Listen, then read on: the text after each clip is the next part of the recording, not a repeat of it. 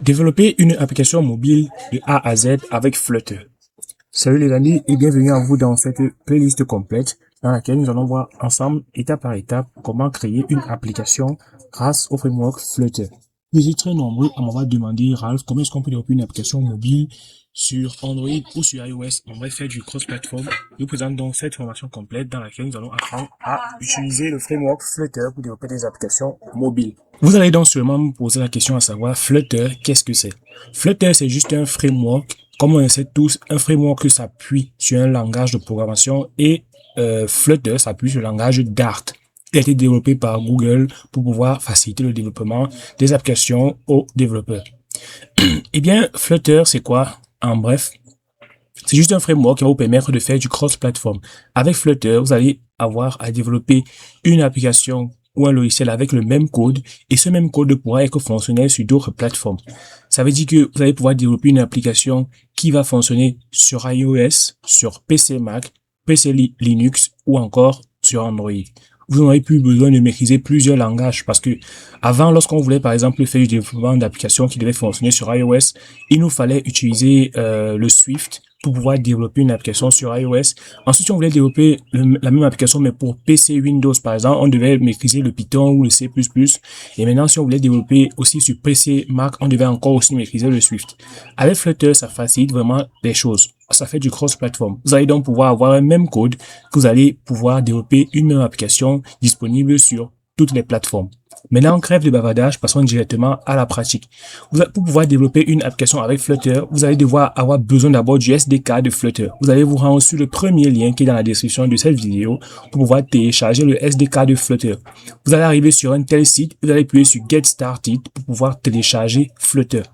Donc, une fois que vous l'aurez téléchargé, vous allez le dézipper. J'ai déjà fait une vidéo sur comment télécharger Flutter sur cette chaîne. Je vous invite juste à aller regarder cette vidéo si toutefois vous ne savez pas télécharger Flutter. Ensuite, vous allez avoir besoin d'Android Studio. Android Studio, c'est l'IDE sur lequel nous allons écrire notre code. Vous pouvez utiliser aussi Visual Studio Code. Mais la particularité que vous allez avoir avec Android Studio, c'est que vous allez pouvoir créer un émulateur Android.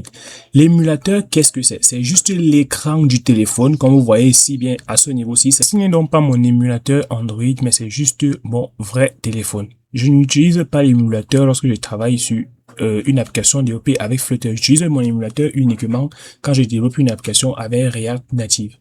Eh bien, déjà, la particularité d'utiliser un émulateur ouvre vrai téléphone, c'est surtout à quel niveau?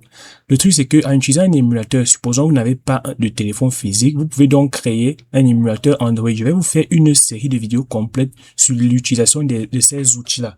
Mais pour un début, je pense que vous avez déjà fait une vidéo sur comment installer Flutter et ainsi que Android Studio.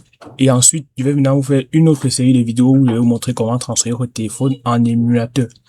Maintenant, lorsque vous utilisez l'émulateur, ça va prendre assez d'espace sur votre disque de stockage. Un truc comme 10 Go ou 9 Go pour installer le système Android sur votre téléphone et l'émulateur va juste maintenant l'afficher. Maintenant, si vous utilisez votre téléphone physique, il va vous falloir activer le mode développeur sur votre téléphone pour que ça puisse build les applications mobiles, que ce soit en React ou que ce soit avec Flutter. Donc, la première chose, d'abord, vous allez voir sur le site de flutter.dev pour pouvoir télécharger le SDK de Flutter. Vous téléchargez le SDK, vous le dézippez et vous le mettez au premier raccourci de votre disque de stockage. Donc, la plupart du temps, on recommande de le mettre dans le lecteur C. Donc, on a un disque C ici et c'est juste là que vous allez mettre le SDK de Flutter. Vous allez le mettre à ce niveau-là. Ensuite, vous allez télécharger Android Studio. C'est l'IDE sur lequel on va écrire le code de l'application et créer l'émulateur ou encore exécuter notre vrai téléphone comme émulateur. Je vais vous mettre le code source de base sur un repo GitHub. Donc, vous allez le télécharger. Ce qui va vous empêcher de recommencer à écrire le projet de A à Z.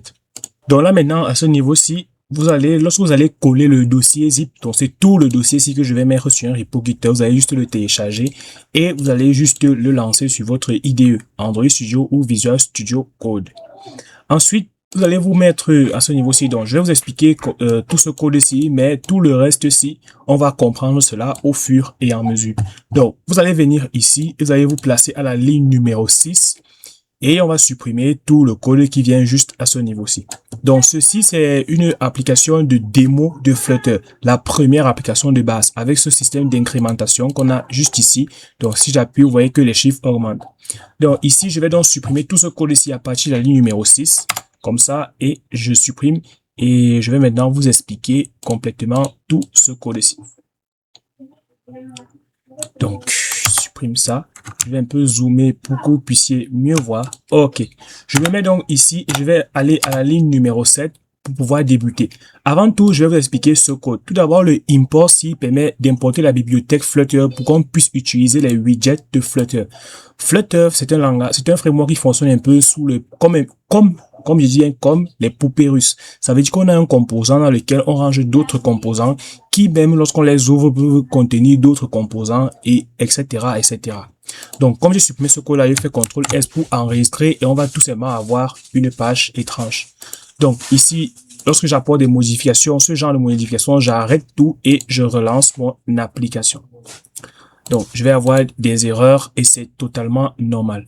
Donc, ici, je me mets à la ligne numéro 7 et je vais devoir maintenant utiliser un stateless widget. Donc, le stateless widget définit le widget principal qui est sans dynamisme. Donc, alors, qu'est-ce que c'est? Donc, là, j'ai une erreur comme ça et je vais arrêter ceci. Donc, tout ça, on va corriger au fur et à mesure que nous allons travailler. Donc, ici, à quoi ça sert déjà là? Avant, j'ai sauté cette partie-ci, le void main. Le void main ici nous permet de lancer l'application en démarrant le widget racine qui va s'appeler my app.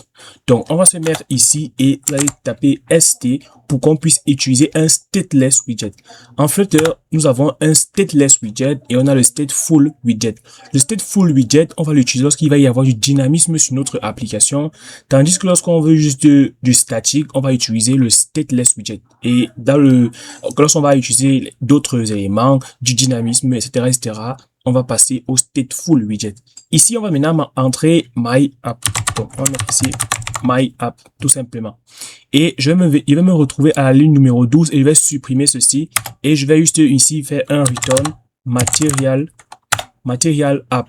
Et à l'intérieur, donc c'est ici que je vais devoir créer l'application avec le style material design. Donc, un style un peu de base, celui de Google. Donc ici, à l'intérieur maintenant de Material App, je vais maintenant mettre juste ici Title.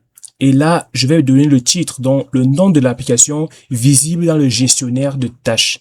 Donc ici, je vais tout simplement dire bonjour. On va y arriver. Bonjour, mon application. Donc, ce n'est pas ceci ne va pas être visible directement sur l'application. D'accord? C'est pas un truc qui va être visible directement sur l'application, mais une fois, juste dans le gestionnaire de tâches.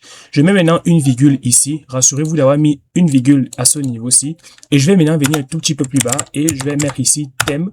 Et là, je vais définir le thème visuel global de l'application. Donc, ici, je vais mettre un thème data et entre parenthèses, je vais mettre maintenant color scheme, tout simplement. Et ici, je vais juste mettre là color scheme et je supprime tout ceci. Donc, color scheme, je vais supprimer tout ça. OK. Je vais mettre juste les parenthèses. Mais avant ces parenthèses, je vais mettre ici un point et je vais mettre là from speed, tout simplement. From speed, et je vais mettre ici un seed color,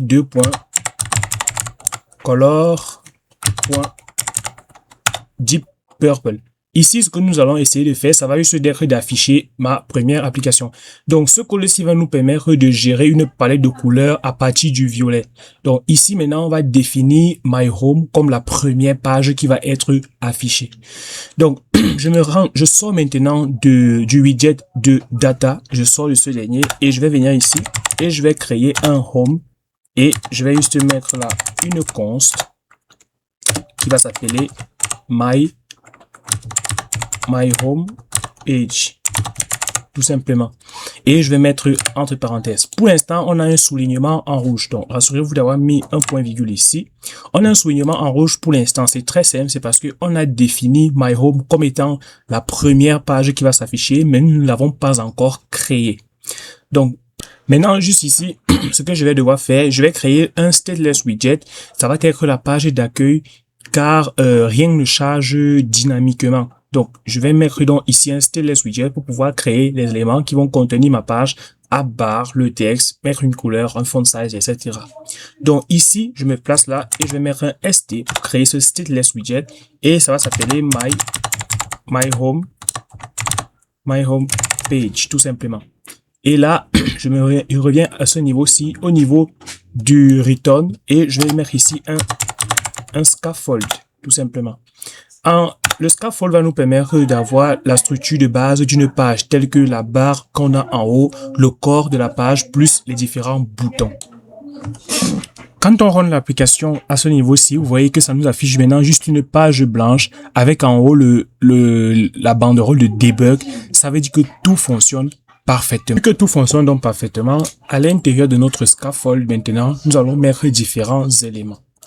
Donc, je vais me rendre ici et je vais écrire ici app bar et ensuite app bar et à l'intérieur de mon app bar, je vais mettre le texte qui va être affiché. Donc ici, je vais d'abord mettre un background comme ceci et juste thème off entre parenthèses ici, je vais mettre contexte et ici un point et là je vais mettre un color scheme et point hiver primary. Ça va me permettre d'appliquer la couleur du thème à ma barre que je vais avoir. Et ici, je mets une virgule à ce niveau-ci et je vais mettre ici title pour définir le texte qui va être affiché. Je vais mettre donc une const et là, je vais donner mon texte entre parenthèses. Donc, et ici, je vais dire première application, tout simplement. Donc ici, je vais laisser à ce niveau-ci comme ça et je vais sortir tout simplement de mon app bar. Et je vais venir un tout petit peu plus bas en restant toujours dans le scaffold. Je viens un tout petit peu plus bas et je vais créer ici un corps qui va être ici const et espace et je vais mettre cela au centre. Donc en faisant un center. Donc ça prend tout l'espace disponible et centre son enfant. On va donc créer un événement enfant ici qui va donc être le child. Alors j'ai mis une toute petite pause sur la vidéo et là parce qu'on a un petit souci. Vous voyez là ce soulignement en rouge que nous avons ici, c'est juste parce que on a oublié de préciser que c'est du texte qui va être affiché à ce niveau-ci. Donc ce texte-ci, on doit préciser que on doit préciser en fait que c'est un texte dans ce widget. Donc, on va mettre l'espace ici et on va écrire juste là texte tout simplement. Et là, on retire ce soulignement en rouge que nous avons là. Donc, je vais maintenant exécuter l'application parce que quand j'ai mis pause quelques secondes plus tard, l'application s'est fermée totalement. Donc, le build a été arrêté. Donc, la compilation en fait. Donc, ici maintenant, au niveau de body, à ce niveau-ci, je vais entrer à l'intérieur de ce body. Donc, comme ceci. Et juste ici, je vais créer donc un child, tout simplement. Et je vais mettre ici texte entre parenthèses. Et ici, je vais entrer maintenant le texte qui va être affiché sur mon application au centre. Donc là, je vais dire bonjour mon application, tout simplement. Vous allez donc voir que là, tout fonctionne donc parfaitement. Tout ce qu'on peut maintenant essayer de faire, ça va être de changer le style du texte bonjour mon application. Donc, on va venir ici et on va juste mettre un style et on va mettre ici texte style, tout simplement. Entre parenthèses, on va mettre ici un font size et on va par exemple mettre ici 24. Donc, par exemple, 34, tout simplement. Ici, fait CTRL S, vous allez voir que le texte a changé. Si je change maintenant ici et que je mets 24, CTRL S, ça va réduire. Donc voilà, tout fonctionne donc parfaitement. Je vais donc faire la mise à jour de ce nouveau code-ci. Je vous invite à... Bon, ça c'était juste pour tester. On teste donc Flutter. On crée votre première application qui affiche bonjour. Nous arrivons donc à la fin de cette première vidéo. Je vous invite dans la deuxième partie dans laquelle nous allons réaliser une telle page avec Flutter. Nous allons réaliser ce clone d'Instagram-ci. Donc, vous voyez que je l'ai téléchargé sur le site Mobin. Voici le logo qui est juste en dessous. Nous allons réaliser cette deux pages. Donc, je vais aller rechercher les mêmes images comme ceci, ainsi que l'icône, les deux icônes de Telegram, et ainsi que ces deux images que nous avons à ce niveau-ci. Donc, et aussi ce profil que nous allons mettre. Donc, nous allons réaliser une page exactement comme celle-ci, avec home, vidéo, message, la loupe et le profil de l'utilisateur, ainsi que la partie des stories. Donc, je vous rejoins donc. On se retrouve dans la deuxième partie de cette vidéo où on va apprendre à réaliser une telle page.